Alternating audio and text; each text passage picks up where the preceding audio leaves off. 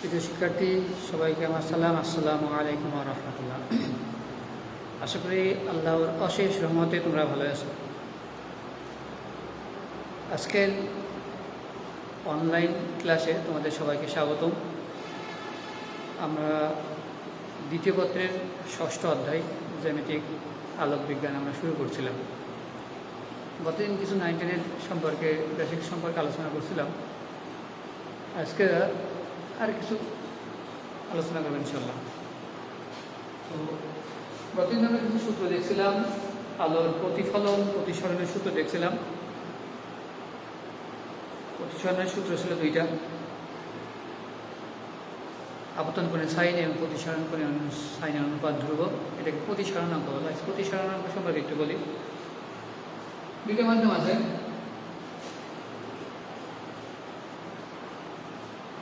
এটা এ মাধ্যম, বি মাধ্যম। আলোকরশ্মি এ মাধ্যম থেকে আসছে, এটা আপতন কোণ। সোজা যদি যায় এটা এদিকে যাবে। যদি মাধ্যম ভিন্ন হয়, অর্থাৎ দুটাই ষষ্ঠ মাধ্যম, কিন্তু মাধ্যমের ডেন্সিটি যদি ভিন্ন হয়, ঘনত্ব যদি ভিন্ন হয়, তখন আলোকরশ্মি কি করবে? দিক পরিবর্তন করবে। দিক পরিবর্তন করে এদিকে যেতে পারে, এদিকে। এখন এর সাপেক্ষে বি মাধ্যম যদি ঘন হয়, তাহলে আলোকরশ্মি অভিলম্ব দিকে সরে আসবে। অর্থাৎ বি মাধ্যম যদি ঘন হয়, আলোকরশ্মি এখান থেকে অভিলম্ব দিকে সরে আসবে। আর এর বি যদি হালকা হয়, এটা যদি ঘন হয়, তাহলে আলোকরশ্মি অভিলম্ব থেকে দূরে সরে। তো আমি ধরলাম এ মাধ্যম হালকা, বি মাধ্যম ঘন, আর আলোকরশ্মি আসবে কিরকম? প্রতিসরণ কোণ আট। আর স্নেলের সূত্র বলি বা প্রতিসরণাঙ্ক যেটাকে আমরা বলি এ মিউ বি বা এ মিউ বি, দেখলাম এ মাধ্যম সাপেক্ষে বি মাধ্যমের প্রতিসরণাঙ্ক সাইন আই ভাগ সাইন আই। অর্থাৎ আপতন কোণে সাইন এবং প্রতিসরণ কোণে সাইনের অনুপাত এর সাপেক্ষে বি মাধ্যমের প্রতিসরণাঙ্ক। এখন এ মিউ এর সময় কি কি লেখা যায়? এটা আলোর ক্ষেত্রে লেখা যায় 19 আমরা দেখে আসছি। A mu B is equal to A মাধ্যমের আলোর বেগ বাই বি মাধ্যমের আলোর বেগ। অর্থাৎ A mu B is equal to লেখা যায় সি এ বাই সি। এটা লেখা যায়, আর কি লিখতে পারি?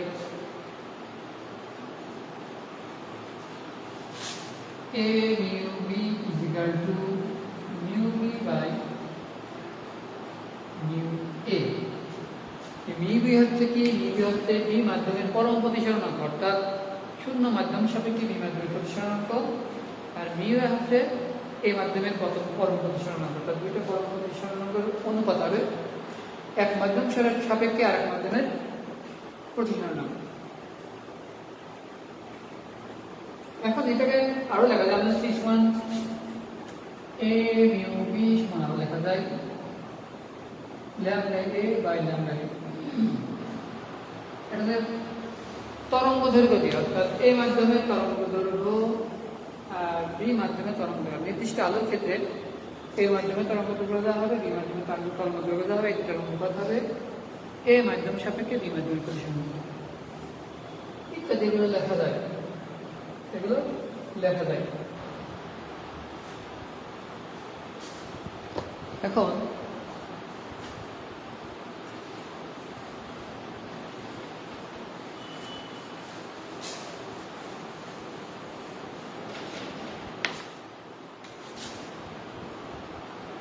একটা মাধ্যম, এটা আছে ঘন মাধ্যম, এটা আছে হালকা মাধ্যম। তো হালকা ঘন থেকে হালকা আসে মাধ্যমের তাপ বেশি আপতিত হয়, তো অভিলম্ব থেকে দূরে সরে। আমরা জানি আলোকরশ্মি যখন হালকা মাধ্যম থেকে ঘন মাধ্যমে যায়, তখন অভিলম্ব দূরে সরে। এখন এই যে আপতন কোণ আই আমরা বলছি, এই আয়ের মানটা যদি আমরা আস্তে আস্তে বাড়াই, তাহলে কি কারণে আমাদের প্রতিসরিত রয়েছে আলো অভিলম্ব থেকে আরো দূরে সরে যায়, অর্থাৎ এটাকে বলে বিভেদ তল। দুইটা মাধ্যমের মিলিত স্থান, দুইটা মাধ্যমের মিলিত স্থানকে বলে বিভেদ তল বা ইন্টারফেস। আলোকরশ্মি যখন ঘন মাধ্যম থেকে হালকা মাধ্যমে যায়, তখন তখন কি হয়, আলোক রশ্মি যখন ঘন থেকে হালকা মাধ্যমে যায় তখন আমরা বললাম যে দূরে সরে। এখন আপাতন কোণের মান যদি আরো বাড়াই তো এই প্রতিসরিত রশ্মির অভিলম্ব থেকে আরো দূরে সরে যায়, অর্থাৎ এই ইন্টারফেস বা বিভেদ তলের দিকে কাছাকাছি হয়ে যাবে। এক পর্যায়ে একটা নির্দিষ্ট আপতন কোণের জন্য প্রতিসরিত রশ্মি বিভেদ পথ বসে যায় এই বরাবর। আপতন কোণের মান আরো বেশি হলে কি হবে, তখন ওই বা দ্বিতীয় মাধ্যমে না দিয়ে সেটা আবার প্রথম মাধ্যমে ফিরে আসে। এটাকে বলে পূর্ণ অভ্যন্তরীণ প্রতিফলন, অর্থাৎ যেই মাধ্যমে আলো আসছে আবার ওই মাধ্যমে ফিরে আসে বলে পূর্ণ অভ্যন্তরীণ প্রতিফলন। প্রথমটা দিচ্ছে একটা আরোর জন্য প্রতিসরিত রশ্মি হচ্ছে একটা আরো, এটা দুইটা আরো দিচ্ছে একটা রশ্মি, দুইটার জন্য প্রতিসরিত রশ্মি এইটা। অর্থাৎ আপতন কোণের একটা নির্দিষ্ট মানের জন্য প্রতিসরিত রশ্মি বিভেদ তল এসে গেছে, অর্থাৎ আপতন একটা নির্দিষ্ট কোণের জন্য প্রতিসরণ কোণ হচ্ছে 90 ডিগ্রি। এটাকে বলে সংকট কোণ, এটাকে আমরা ঠিক আছে বলি। সংকট কোণের ক্ষেত্রে প্রতিসরণ কোণ হচ্ছে 90 ডিগ্রি। আর সংকট কোণের চেয়ে যদি বেশি কোণে আলোক রশ্মি আপতিত হয় তাহলে কি ঘটনা ঘটবে, আলোক রশ্মি ওই মাধ্যমে ফিরে আসবে, এটাকে বলা হয় পূর্ণ অভ্যন্তরীণ প্রতিফলন। এই সংকট কোণের ক্ষেত্রে শর্ত দুইটা। এক নম্বর শর্ত, আলোক রশ্মি হালকা থেকে ঘন মাধ্যমে যাবে। দুই নম্বর শর্ত, ভুল বললাম, আলোক রশ্মি ঘন থেকে হালকা মাধ্যমে যাবে। আলোক রশ্মি ঘন থেকে হালকা মাধ্যমে যাবে এবং প্রতিসরণ কোণ 90 ডিগ্রি হতে হবে, এটা হচ্ছে সংকট কোণ। আর পূর্ণ অভ্যন্তরীণ প্রতিফলনের শর্ত দুটা, আলোক রশ্মি ঘন থেকে হালকা মাধ্যমে যেতে হবে এবং আপতন কোণের মান সংকট কোণ অপেক্ষা বেশি হতে হবে, তখনই পূর্ণ অভ্যন্তরীণ প্রতিফলন হবে। এখন যখন পূর্ণ অভ্যন্তরীণ প্রতিফলন হয়, পূর্ণ অভ্যন্তরীণ প্রতিফলন না, যখন সংকট কোণ ঘটে থেকে আসছি তখন কি হয়, আপতন কোণ আর প্রতিসরণ কোণ তখন কি হয় 90 ডিগ্রি। অর্থাৎ যদি এ মাধ্যম হয়, এটা দুই মাধ্যম হয়, এ মিউ বি সমান কি লেখা, তাই বি মিউ এ সমান কি লেখা যায়, সাইন আপতন কোণ এটা সি বাই সাইন প্রতিসরণ কোণ 90 ডিগ্রি। তার মানে B mu A is equal to sine theta C. আর যদি একটা ভুলে গেছি আমরা, B mu A is equal to লেখা যায় 1 বাই এ মিউ। তাহলে এ মিউ কি হবে 1 by B mu A 1 by sine theta C. অর্থাৎ হালকা মাধ্যম সাপেক্ষে ঘন মাধ্যমের প্রতিসরণ অঙ্ক হবে সংকট কোণের সমান। অর্থাৎ সংকট কোণ মানে কি, যখন আলোক রশ্মি ঘন মাধ্যম থেকে হালকা মাধ্যমে আসবে তার জন্য যে সংকট কোণ পাবো সেইটা। তো এগুলো জিনিস মনে রাখতে হবে, এগুলো অবজেক্টিভের জন্য বেশ কার্যকর, বেশ কাজে দেবে।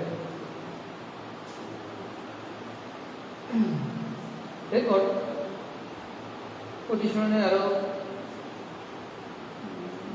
আরো কিছু আছে যেগুলো আমরা পর্যায়ক্রমে দেখবো আর কি।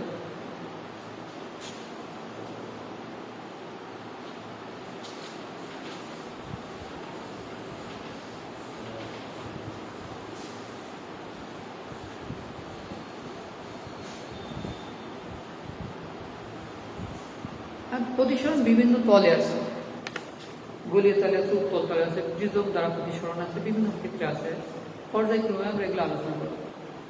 তার আগে প্রথম যেগুলো দেখলাম এগুলো মনে রাখতে হবে, একটা মাধ্যম সাপেক্ষে আরেকটা মাধ্যমে প্রতিসরণ অঙ্ক, এগুলো পরবর্তীতে বিভিন্ন অঙ্ক করতে যাওয়ার লাগবে। এখন প্রিজম, প্রিজমে আমরা জানি প্রিজমের কয়টা তল থাকে, প্রিজমের মোট 5টা তল থাকে, 2টা ত্রিভুজ আকৃতির আর 3টা হচ্ছে আয়তাকার। তো প্রিজমটাকে যদি খাড়াভাবে রাখা গেলে দেখে ত্রিভুজ আকৃতির মনে হয়। প্রিজম, এটা সমবাহু প্রিজম, এটাই একটু বড় করে রাখায়।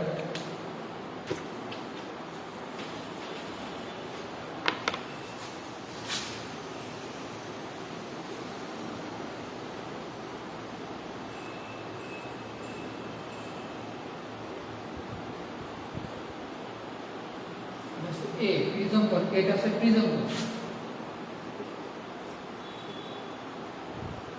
সম প্রিজম থেকে প্রিজম কোণ হচ্ছে 60 ডিগ্রি। এখন আলোকবর্ষ এখান থেকে আসছে, এদিকে আসছে, এই জায়গায় একটা অভিলম্ব আঁকে, একটা অভিলম্ব আঁকে, এটা হালকা হালকা পেছনের মাধ্যমে আসলে অভিলম্ব দিকে সরবে, অর্থাৎ এইদিকে আসবে, এদিক থেকে আসবে। এখানে আমি আরেকটা অভিলম্ব আঁকি, এবার ঘনত্ব হালকা আসলে অভিলম্ব থেকে দূরে সরবে, আমি এদিকে আসবো, সোজা করে দিলে আমি এখানে এটা হচ্ছে I1 নাম দিলাম,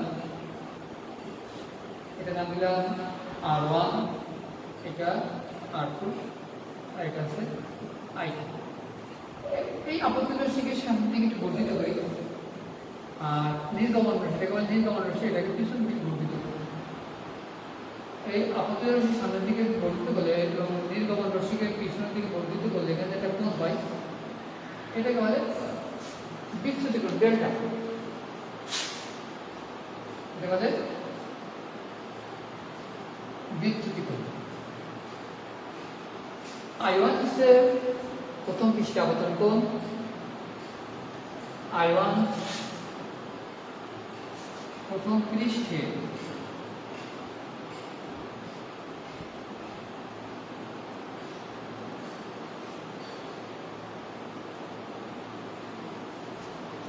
আবর্তন কোণ, R1 প্রথম পৃষ্ঠে প্রতিসরণ কোণ, যেটা যে পাশ থেকে আলোক রশ্মি ঢুকছে সেটাকে আমরা প্রথম পৃষ্ঠ বলছি। I2কে বলে নির্গমন কোণ,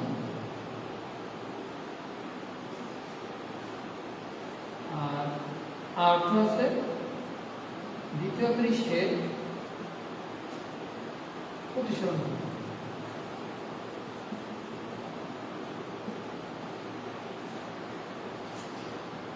আমরা এখানে দেখলাম বিচ্যুতি কোণ। বিচ্যুতি কোণ কাকে বলে?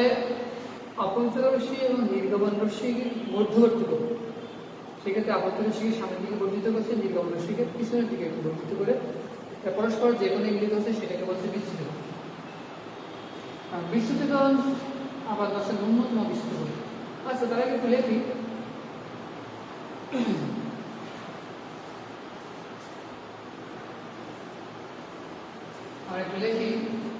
প্রিজমের ক্ষেত্রে লেখা যায় A সমান R1 প্লাস R2 এবং ডেল্টা সমান লেখা যায় I1 plus I2 minus A। এই সূত্রগুলো কি মনে রাখতে হবে? A সমান R1 প্লাস R2, অর্থাৎ প্রিজম কোণ R1 প্লাস R2 সমান হয়, এবং ডেল্টা সমান I1 plus I2 minus A। এগুলো প্রমাণ আছে। এই বিচ্যুতি কোণ কাকে বলে? বিচ্যুতি কোণ কাকে বলে সেটা বললাম যে আপতিত রশ্মি এবং নির্গমন রশ্মির মধ্যবর্তী কোণ। বিচ্যুতি কোণের ন্যূনতম বিচ্যুতি কোণ আছে, ন্যূনতম বিচ্যুতি কোণ। ন্যূনতম বিচ্যুতি কোণ কাকে বলে? এই যে আমরা আপতিত কোণ I1 দেখছি, I1 এর মান যদি আস্তে আস্তে বাড়াতে থাকি, এই বিচ্যুতি কোণের মান কমতে থাকে। অর্থাৎ প্রথম I1 এর মান অল্প মান দিচ্ছি, তার জন্য একটা বিচ্যুতি কোণ যা পাবো, I1 এর মান আস্তে আস্তে বাড়াচ্ছি, তার জন্য বিচ্যুতি কোণ পাওয়া লাগে। তো এই আপতন কোণের মান ছোট মান থেকে বাড়াতে থাকলে বিচ্যুতি কোণের মান কমতে থাকে। কমতে কমতে দেখা যাচ্ছে একসময় একটা নির্দিষ্ট মানে পৌঁছায়, তারপরেও যদি I1 এর মান আরও বাড়ায়, সেই ক্ষেত্রে বিচ্যুতি কোণের মান আবার বাড়তে থাকে। অর্থাৎ আমরা প্রথম থেকেই I1 এর মান বাড়াতেই থাকছিলাম, প্রথম বিচ্যুতি কোণের মান কমছিল, অর্থাৎ ডেল্টার মান কমছিল, কমতে কমতে আবার ডেল্টার মান বাড়া শুরু করেছে। তাহলে যে বিচ্যুতি কোণের মানের একটা সর্বনিম্ন যে মান পাচ্ছি, এটাকে বলা হয় ন্যূনতম বিচ্যুতি কোণ। ক্লিয়ার? তাহলে বিচ্যুতি কোণের একটা সর্বনিম্ন মান আছে, যে মানটাকে আমি বলছি ন্যূনতম বিচ্যুতি কোণ। যখন ন্যূনতম বিচ্যুতি কোণ হয়, অর্থাৎ যখন ডেল্টার মান সর্বনিম্ন হয়, ঠিক ওই মুহূর্তে, অর্থাৎ ডেল্টা সমান ডেল্টা এল হলে, ডেল্টার মান ন্যূনতম বিচ্যুতি কোণ এটা হলে আমরা I1 সমান I2 লিখতে পারি এবং R1 সমান R2 লিখতে পারি। যখন ন্যূনতম বিচ্যুতি ঘটে তখন আমরা এটা লিখতে পারি I1 সমান I2, R1 সমান I2। এখন পৃথিবীর উপাদানের প্রতিসরণাঙ্কটা কি লিখবো?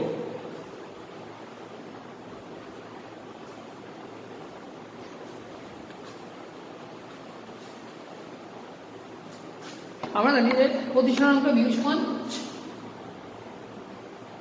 সাইন লিখলাম I1 by sine R1।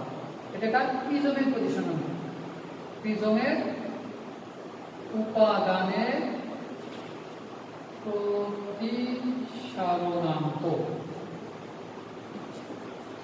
I1। এখন এই সমীকরণকে আমরা কি লিখতে পারি? ডেল্টা সমান ডেল্টা এ হলে ডেল্টাকে ডেল্টা এ লিখলাম, এবং I2 কে যেহেতু I1 I2 সমান হয় তাহলে আমরা লিখলাম I1 সমান I2 2I1 মাইনাস এ লিখতে পারি। তার মানে I1 সমান লিখতে পারি a প্লাস ডেল্টা এ ভাগ 2। এখন R1 আর R2 সমান হয়, তাহলে a সমান কি লেখা যায়? a সমান লেখা যায় 2R1 বা R1 সমান সমান a বাই 2। তাহলে a I1 এবং R1 এর মান যদি আমরা এখানে বসাই তাহলে ফাইনালি লিখতে পারি মিউ সমান সমান sin a plus delta m by 2 by sin a by 2। এই একটা সূত্র মনে রাখতে হবে প্রিজমের উপাদানের প্রতিসরাঙ্কের ক্ষেত্রে, এইটা একটু মনে রাখতে হবে।